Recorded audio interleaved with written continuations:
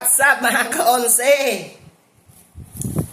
Ito, inalok tayo nitong ng kaibigan si Ante Cecil ng empanada na tinitinda niya for only 25 pesos isa mga ka-onse.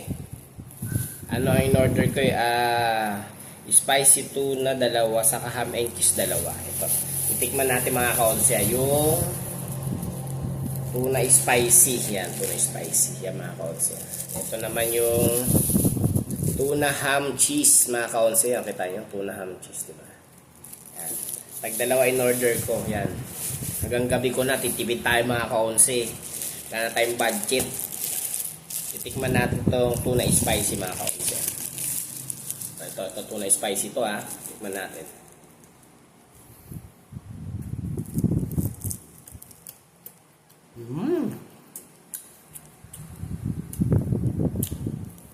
Lasang tuna siya mga konti. Ay, pala, tuna pala ito. Kailangan tuna. Pero half ko na spicy ng di siya mga konti.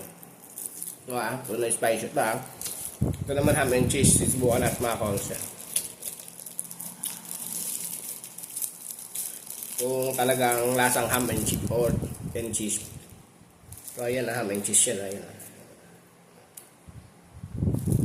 natin.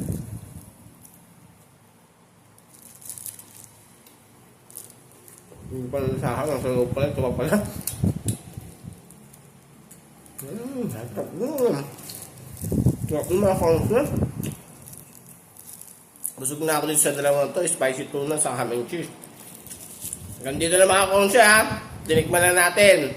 Huwag kayo mainggit. Huwag kayo magutom ha. Nakakain ko. Bumili rin kayo. Bye bye!